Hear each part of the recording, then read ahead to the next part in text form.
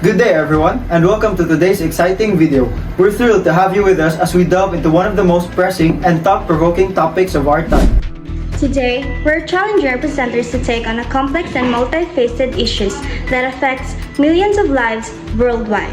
Human population planning.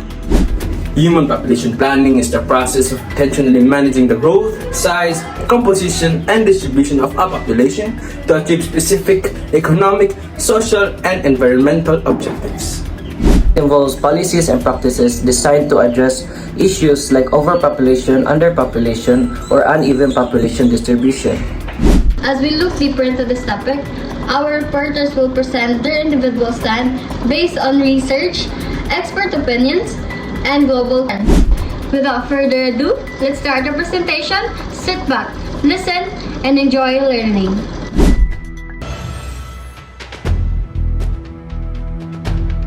Across the globe every day, human population continues to grow. From bustling cities to quiet villages, our numbers are steadily increasing. And with that growth comes with immense opportunities and significant challenges. According to United Nations and the World Bank, over the last century, the world's population has skyrocketed from 1.6 billion in 19,000 to more than 8 billion today. But what does this rapid expansion mean for our future? The world's population is growing at an unprecedented rate, and with it comes a cascade of challenges that affects every aspect of human life, from economic stability to environmental sustainability. The consequences of unchecked population growth are becoming increasingly evident: resource depletion, rising poverty rates, loss of biodiversity, and escalating climate changes. As we look into the future, it is clear that we must take proactive steps to ensure that our planet can sustain the needs of all its inhabitants.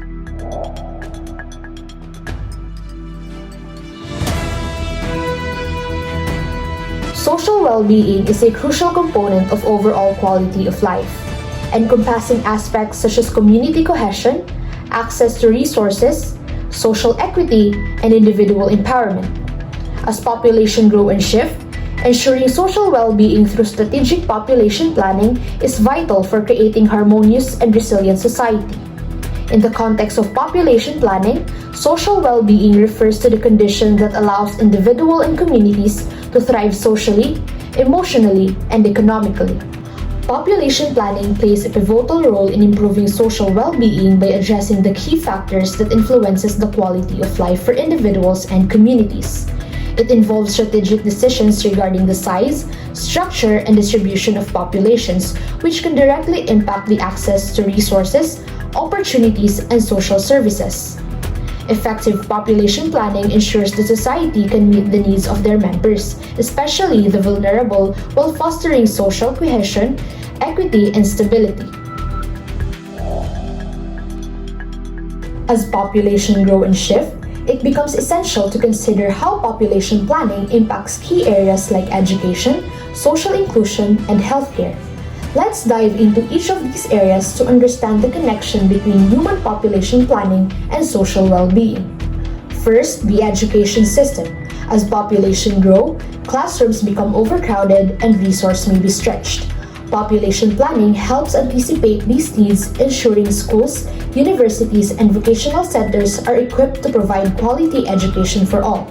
It supports resource allocation and ensures marginalized groups have equal access, promoting social and economic development.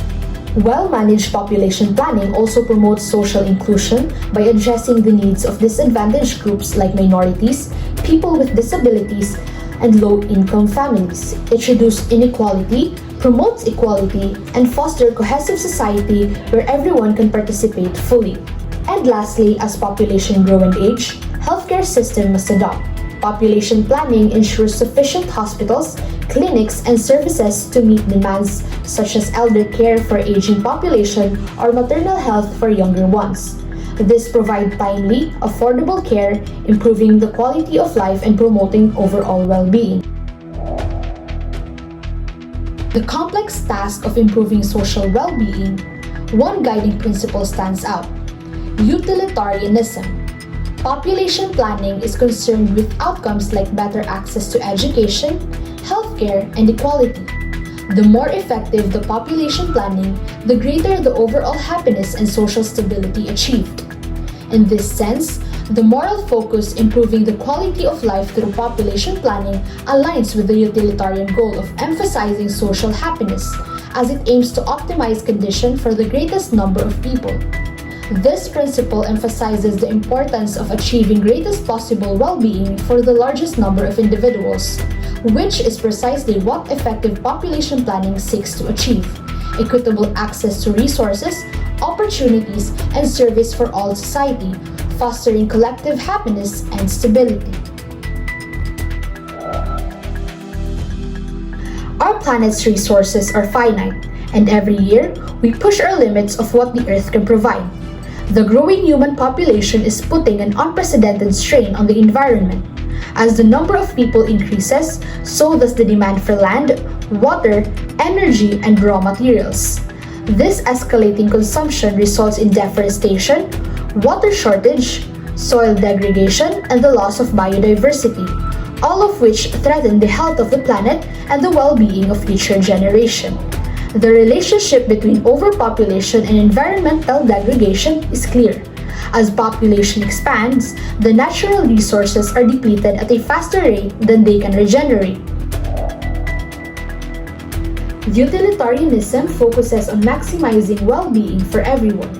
In a world where limited resources, human population planning helps prioritize solutions that benefits most people.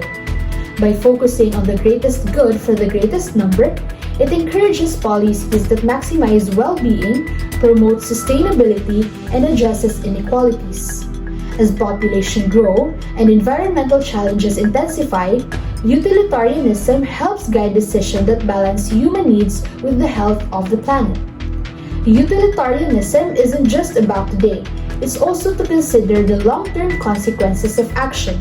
By acting now to reduce environmental degradation, we ensure that future generations have the resources they need to thrive, promoting long-term global well-being. Economic stability is the foundation of prosperity and progress in any country, and population planning plays a crucial role in achieving and maintaining that stability. By carefully managing population growth, nations can ensure that their economies remain sustainable, efficient, and resilient. A balanced population allows a well-aligned workforce, better resource management, and a stronger economic outlook. One of the key factors in economic stability is the balance between working-age individuals and the dependent population. Population planning helps manage this balance, ensuring that the number of workers is sufficient to support the economy without overwhelming resources.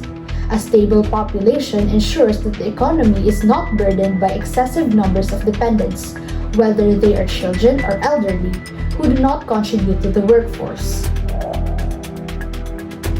The principle of double effect is a moral reasoning tool that allows us to determine whether an action with both good and bad consequence is morally permissible. It has four key conditions. First, the action itself must be good and morally neutral.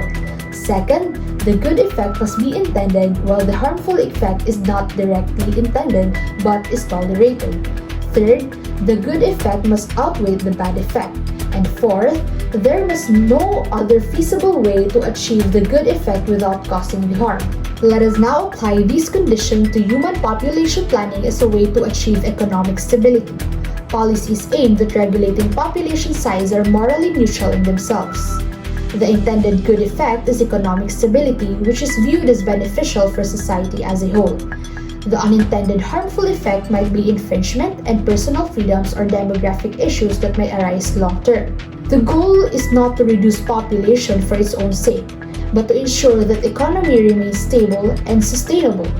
The reduction in birth rates is foreseen but unintended side effect, accepted because it prevents resources strain and economic collapse.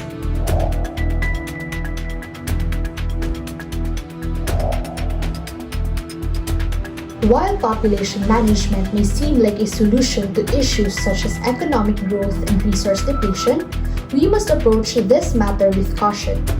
We, as the opposition side, firmly believe that aggressive population control measures such as a forced sterilization or restrictive family policies are violation of individual right and human dignity.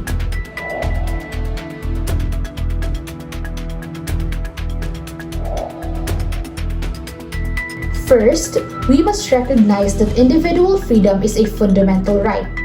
Family planning is a deeply personal decision, and individuals should not be denied from the freedom to decide how many children they wish to have.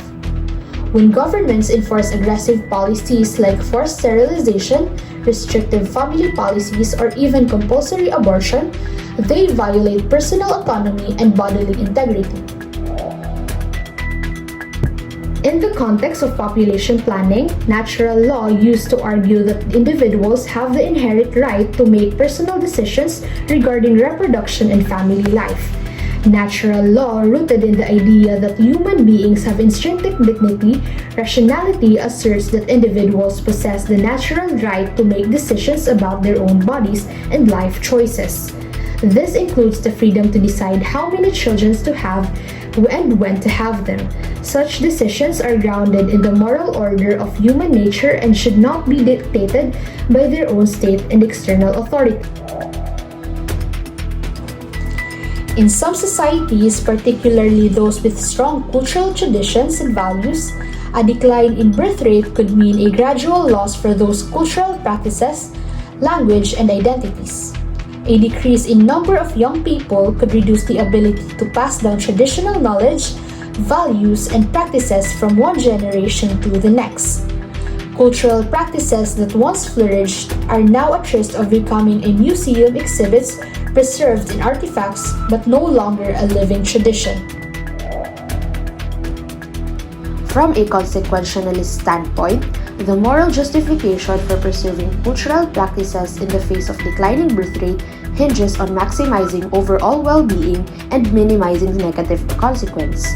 In this case, the cultural practices are not merely traditions or custom but integral elements that contribute to flourishing our individual society. Many religions around the world view procreation as a sacred duty or a blessing. For many religious groups, family planning initiatives, especially those that limit the number of children or promote contraceptions, are seen as a contrary to their belief.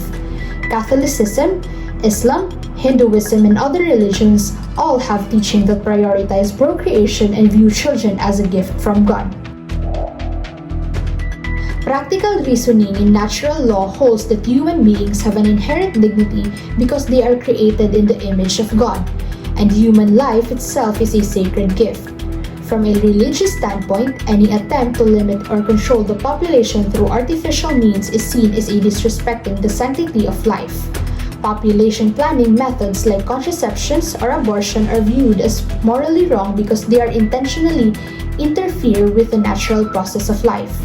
Practical reasoning helps religious communities articulate any attempt to artificially regulate or limit human procreation are morally wrong because they interfere with the natural law order established by God, undermining human dignity, the family, and the common good.